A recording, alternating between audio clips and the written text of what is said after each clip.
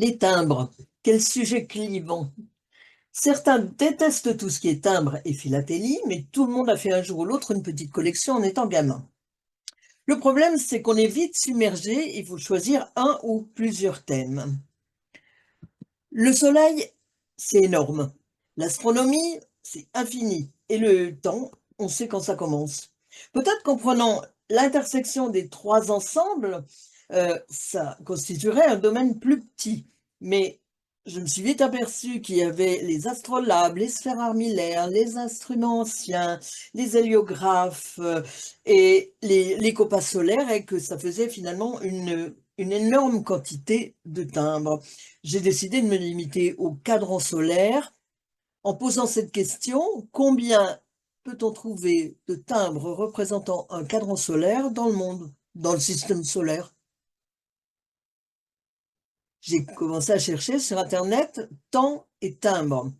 Alors, j'ai eu tout sur les tarifs postaux, les timbres rouges, les timbres gris, qui ne sont plus commercialisés depuis le 1er janvier 23. Donc, il ne reste que les timbres verts. Et si j'ai eu quelque chose, le système métrique, le 4 octobre 1954, qui est un timbre qui évoque la mesure d'un arc de méridien en rappelant que l'institution du système métrique est d'initiative française. Alors, on peut lire à tous les temps, à tous les peuples. Si on cherche avec les mots soleil et timbre, on obtient vraiment de tout. À commencer par les timbres antituberculeux, le baiser au soleil, de la lumière contre la tuberculose, et puis un timbre pour la vieillesse, un timbre suisse avec un sablier, et puis un soleil, beaucoup de couchers de soleil, donc j'ai choisi ce soleil carré qui vient d'Allemagne, un mirage que l'on peut observer.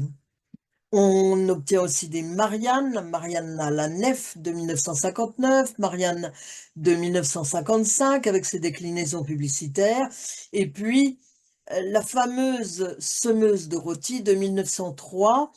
Elle a été très critiquée parce que elle sème contre le vent, ce qui paraît-il est contre-productif, et puis les ombres sont du côté du soleil. Donc quand elle a été rééditée en 1906, le soleil avait disparu, et puis pour le centenaire, le soleil avait réapparu, et il y avait ce commentaire: sa silhouette gracieuse et pleine d'allant représente la République en marche, semeuse d'idées et messagère de paix.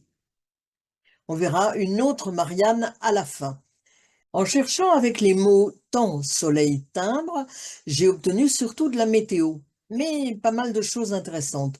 Donc, en rajoutant les erreurs, il m'a semblé que j'avais le titre du sujet: temps, soleil et erreurs dans quelques timbres de France et d'ailleurs.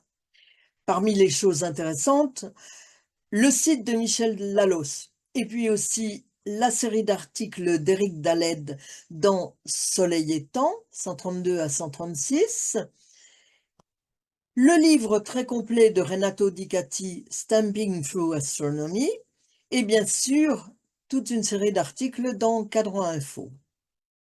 Le site de Michel Lalos est très riche. Voici comment trouver ce qu'il a fait sur les timbres. Il faut aller dans Annexe, et dans le menu sélectionner cadran et 3 points de suspension.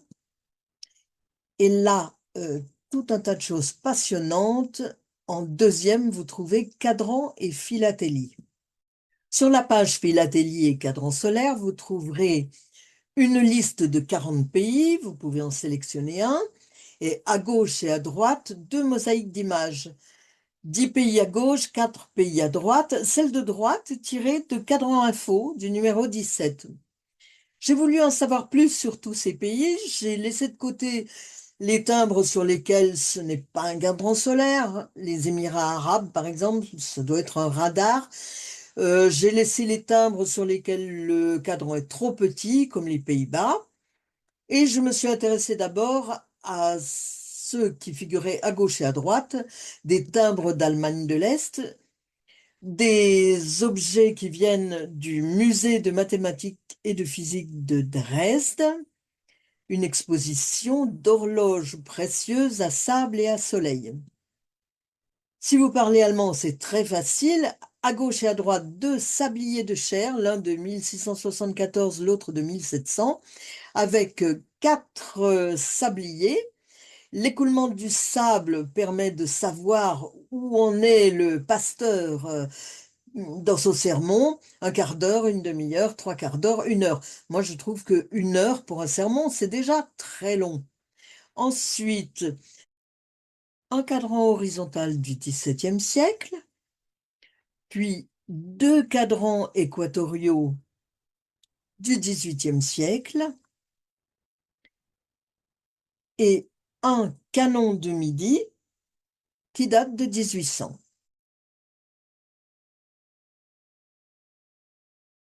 Encore deux timbres polonais assez faciles à déchiffrer, deux cadrans de la ville de Jarocin. Mais l'inscription est un peu inattendue. 25-03-2017, retour à l'heure d'été. Deux cadrans du Portugal. Alors, ce que j'aime avec les timbres portugais, c'est qu'on n'a rien à chercher, il y a même l'adresse dessus. Celui de gauche vient de l'église Saint-Jean-Baptiste de San Juan das Lampas, il y a même le district de Sintra, et le cadran diptyque vient du musée de la Marine à Lisbonne.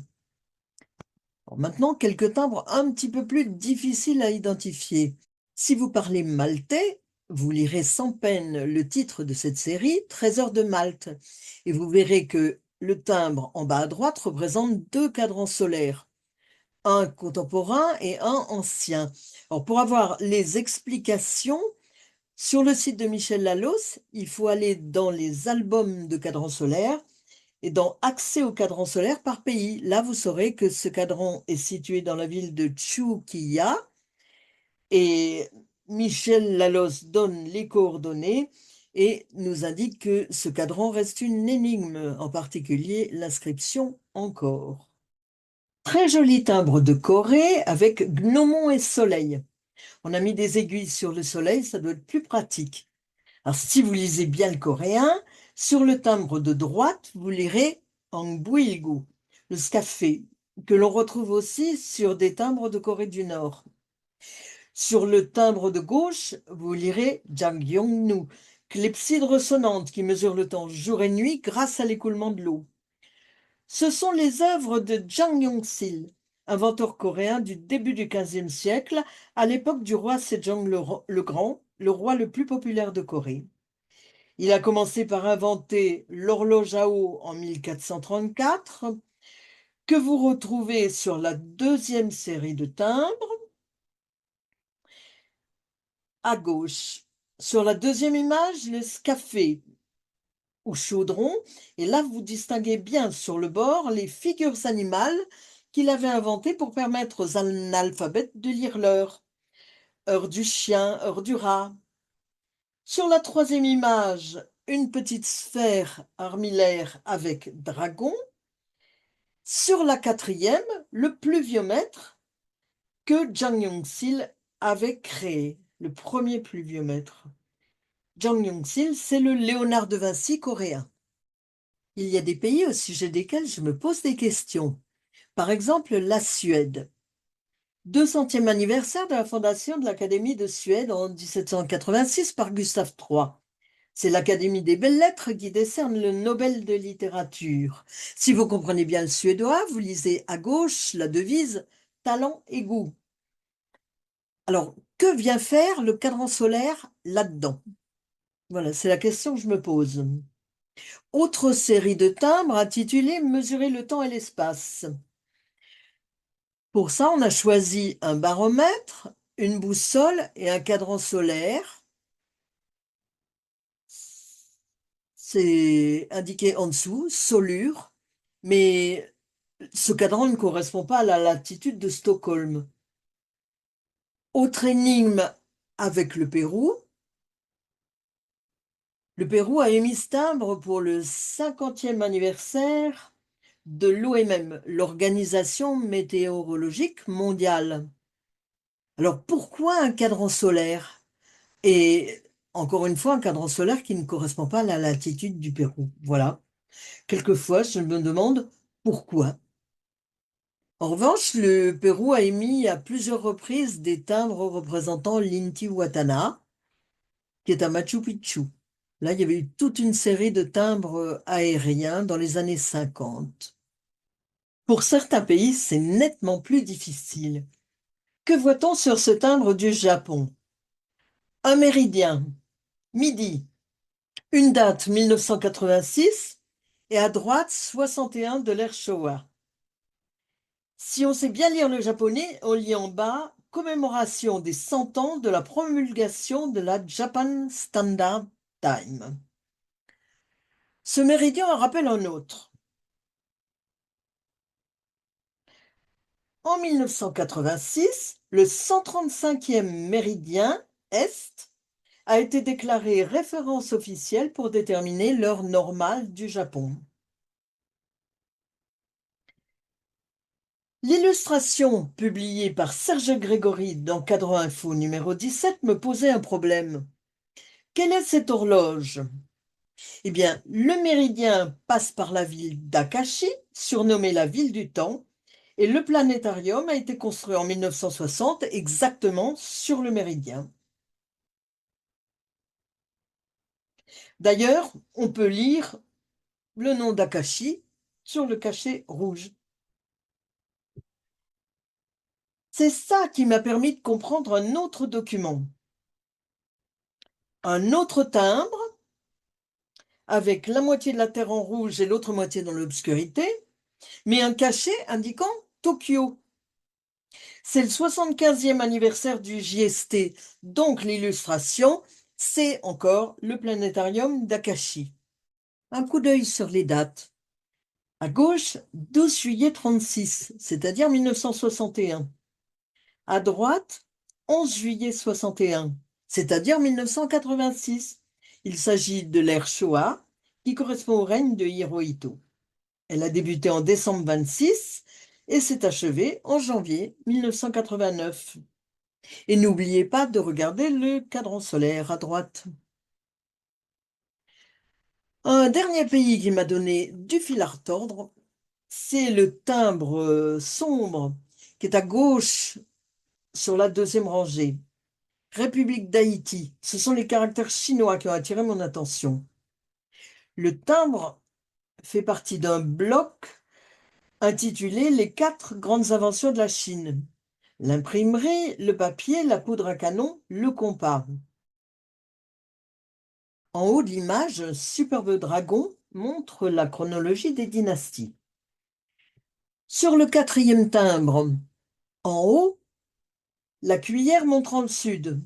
Nombreux désaccords à ce sujet, probablement un caractère divinatoire.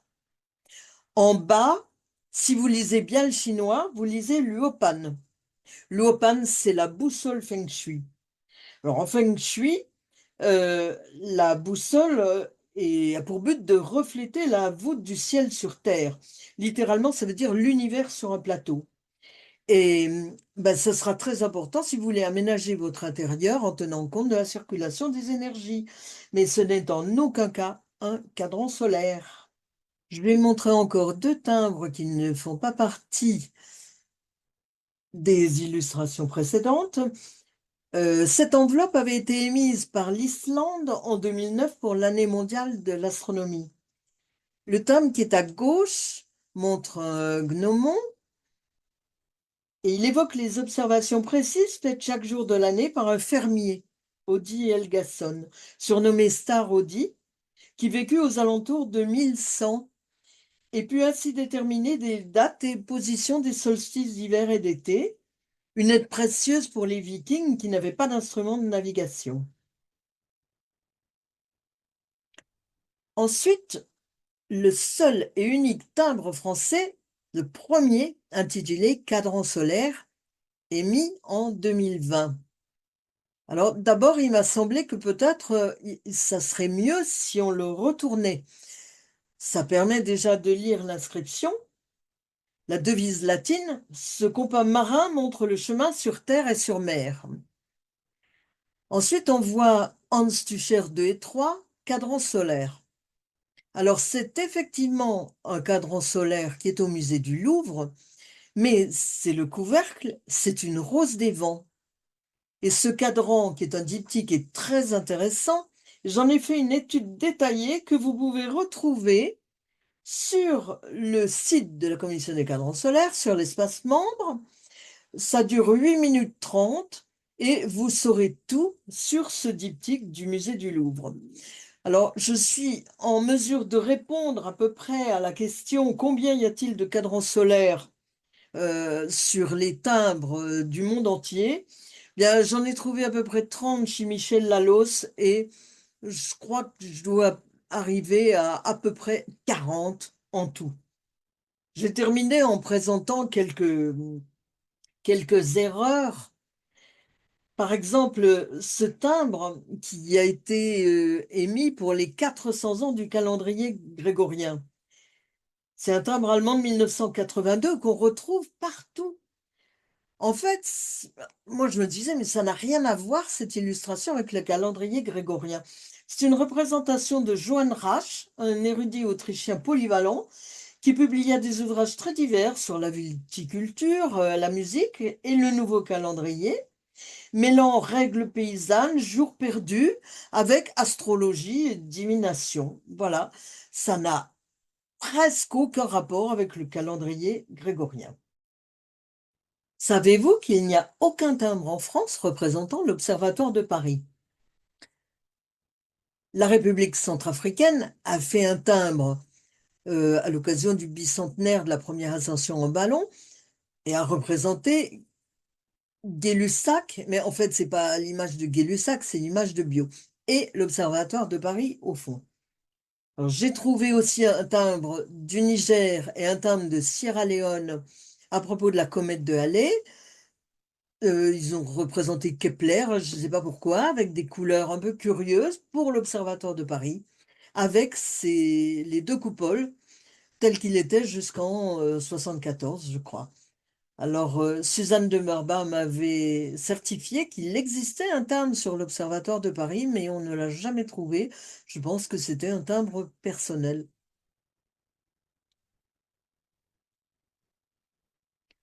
Ce timbre a été émis par la Polynésie française, donc je vous laisse chercher une seconde. Où est la coquille? Allez, la réponse du Mont d'Urville, c'est pas vraiment un centenaire. 200 ans. Encore une petite erreur, cette fois-ci sur un cadran solaire. Moi aussi, j'ai acheté un interrupteur. Quand le soleil se lève à l'ouest. Ben, je crois que c'est rare et que en aucun point du globe, on ne peut voir le soleil se lever à l'ouest. Alors, la dernière image, je vous avais dit qu'on verra encore une fois Marianne. C'est Marianne, publié dans Marianne d'ailleurs. Quand la dernière Marianne en date a été émise, l'artiste a offert à Emmanuel Macron un poster. Et sur ce timbre monochrome, il a rajouté une cocarde. Alors, si on grossit un peu la cocarde, on s'aperçoit que elle est à l'envers. C'est donc la cocarde britannique qu'il a mise. Il aurait fallu mettre le rouge à l'extérieur. Et on termine avec quelques timbres sur Toulouse, où se tiendra la prochaine réunion de la Commission des cadrans solaires.